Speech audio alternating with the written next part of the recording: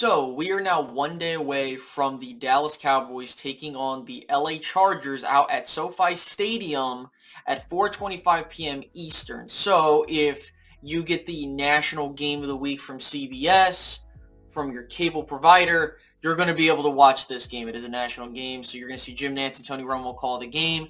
And it's a huge game for the Dallas Cowboys, who are trying to avoid an 0-2 start to their season before they head home for a 3-game home stretch.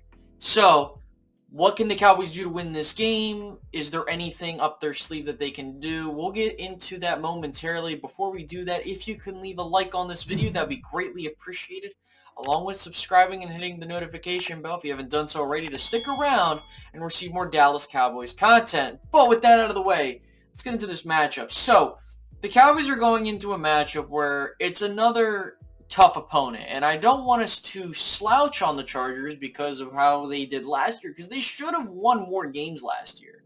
It's one of the reasons why Anthony Lynn was fired, was because the way that those games went. They could have done a lot better record-wise, and more importantly, you have a guy in Justin Herbert that's really going to test your defense, and I think that these first 2 weeks are going to be impactful for the Cowboys, because they're going up against guys that can really challenge their secondaries. Now, as going forward, you're going to start having some mobile quarterbacks that in Jalen Hurts and, Daniel Jones. Now, Sam Darnold, not really, but that's going to be another test for them down the road.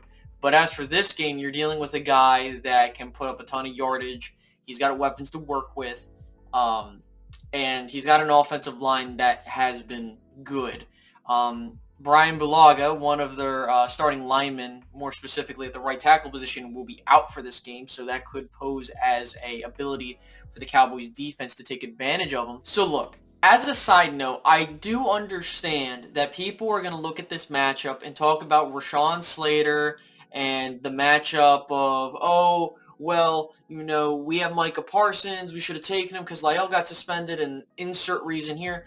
I don't want us to have buyer's remorse about us taking Micah Parsons over Rashawn Slater, because ultimately, yeah, I would have loved to have Rashawn Slater, but these are the same people that are like, we needed a defensive guy, and we got one of the better defensive prospects in the draft, and so far he's looked really good given the fact that he's a rookie and this, that, and the third, and he's going to be one of the main difference makers on this defense because of the versatility he gives you.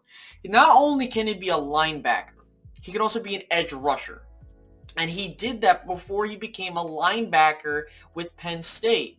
He was a defensive end. He did play, running back in college, and people be like, oh, that was in high school. The point is that if you watched him truly at Penn State, as I did as a Penn State fan, you will know that this guy is going to be the secret weapon for the Cowboys, along with guys like Jabril Cox.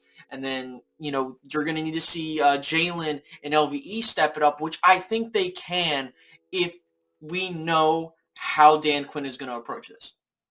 And that's the thing, man, is like, yeah, I understand that we're out, Randy Gregory and DeMarcus Lawrence for this game, but this is where good teams figure things out. I'm confident that our offense is going to do their part. But again, we got Micah Parsons for a reason, and if he ends up being that versatile weapon that ends up coming out and doing his part, it's going to show that this is why we took him over Rashawn Slater, okay? So I just wanted to add that. But getting back on track, I think that, with the whole Mike Williams as well, just talking crap about, all those receivers in Tampa Bay were having fun. Look, I think that Trevon Diggs needs to continue to grow, and I think he will. He did very well against Mike Evans.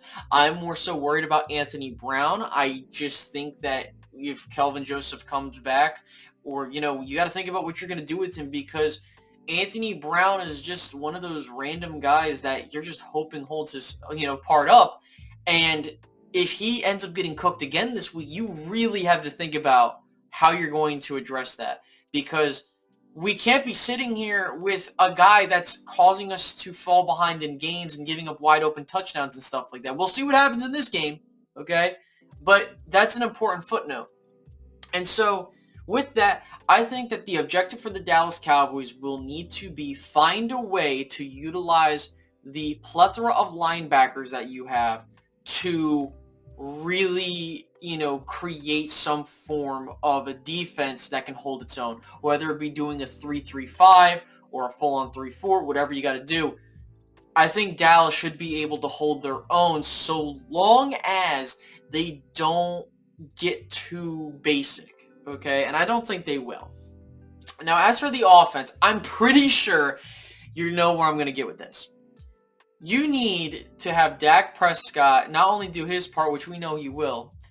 It's going to come down to, can the Cowboys' run game come alive in this game to where we can see Zeke do his thing. Now, I understand, too, that Dak called out audibles to change run plays that were scripted to pass plays, which, listen, if that's going to end up resulting in a better, a better overall result, cool. My thing is, and I don't want us to, go back to the, we have to run the ball because we haven't run the ball in a while. If we're running the ball and it's working, you keep doing that. And that's where I'm looking at Kellen Moore and Mike McCarthy. And if they are very certain that this is a game plan creation, we're going to see Zeke, we're going to see Tony Pollard get a bunch of carries, not like 30 plus, but more so like between the two of them, but more so you're going to see them get the ball and they're going to eat. And that's my thing, man, is that if the Cowboys are serious, they're going to, and they want to do this whole game by game situation thing, you're going to see that. As for the pass attack, I understand that Michael Gallup is out. We don't have La'el Collins, but we have to understand that the Cowboys have plenty of playmakers across that offense to make this thing still work. They still got CeeDee Lamb. They still got Amari Cooper. I'm sure, and with Cedric Wilson and company, they can step up. I'm not worried about this offense in the slightest. I would say that Joey Bosa is my main concern, but this is where running the ball is going to be effective because he has not played the run very well based off of those statistics. I wish that I could find them, but I've had some issues trying to find them. So if you can, you'll see it because I know on Twitter someone mentioned it. So yeah, it's a source. Trust me, bro. But seriously though, the Chargers have an abysmal run defense, and I think that the Cowboys can take advantage of that. If Dak Prescott wants to just take the reins and be like, F it, I'm doing it myself, as long as it's working, I don't have a problem. But I'm hoping that this does not end up being a situation where the Cowboys, pass, and it screws them at the end. It's not like a situation where they were up in a game. Like, there are flaws that happened in the Tampa game that can be easily correctable. So, there is that. But, another thing, special teams. I want to just go over to that real quick because that's a topic of conversation I want to go over. The kicking situation. Greg Zuerlein has to get his stuff together, man. If he does not, we're going to have some issues. And I don't give a damn if, he has the back. I understand that that's an issue. But he has to be ready. I'm just at a loss for words because he was one of the main reasons we lost that game. Sure, Jarwin needs the block. We need to be more advantageous in the red zone, which I think they can be. If you go back and watch that Tampa game, the two times we were with the turnovers and we were in the red zone, if Dak Prescott doesn't hesitate and throws the ball to Zeke in the flat, touchdown. If Blake Jarwin holds his block and Zeke takes it, on the inside and rather going on the outside because of him missing his block, that's a touchdown. So I'm not worried about the play design in the end zone, in the red zone, excuse me. I'm more worried about the execution amongst our players to do that. Okay, and you could see it. So this isn't like me creating some BS to cover up for Kellen Moore or Mike McCarthy. No, if you go back and watch that game, those are the main reasons. So there's that. But special teams, got to do better. You need to give Dak Prescott and the offense better field position. If you're not, and we keep giving up these good kick returns, we're going to screw ourselves. So main thing, I've already called the score of the game. I think it's going to be 35-31 Dallas Cowboys taking the win and going home at 1-1. I said 11-11.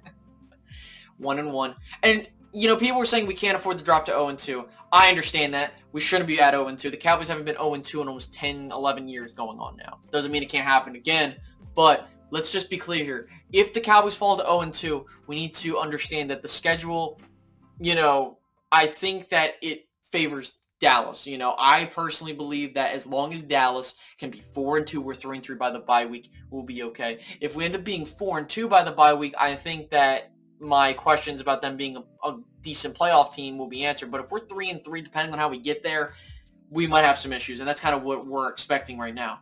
But it's not the end of the world because we have an extra game, and it's an AFC opponent. But if Philadelphia does, in fact, win on Sunday against the 49ers, does that mean it's the end of the world? Not particularly, but granted they have 2 NFC wins, that would put things in a bit of a bind. But even if Philly wins, they're 2-1, we're 0-2 going to that game. It just takes that one game to get us on a roll, and it could be that Philly game. The way I look at how things are at, and based on how close Dallas was to winning that game last week, I think Dallas should be fine. And if they're not, it's similar to that of the the Bucs game. How we get to the end result is going to determine my analysis and outlook of this season. Because if it's another last-second loss because the defense couldn't hold their own, then we're going to have a serious conversation about this is just 2020 part 2, but the offense is a lot more efficient. So there's that. But yeah, bold predictions for this game. I'm going to say Zeke rushes for 2 touchdowns. I'm going to also go on a limb and say that the Dallas Cowboys get 2 sacks in this game. And finally, Greg Zuerlein. Let's go. He doesn't miss his extra points. That's a bold prediction. He doesn't miss an extra point. But yeah, I'll see you guys after the game and with my analysis. I'm hoping we come out with a dub. If we do, then that's awesome. If not, well, we got to figure out what's going on with this team. So hang tight, guys. Week 2 is almost here. And yeah, have a great rest of your day, guys. Make sure to like, subscribe, and hit the notification bell. I'll see you guys later. Have a good one, guys. Bye-bye.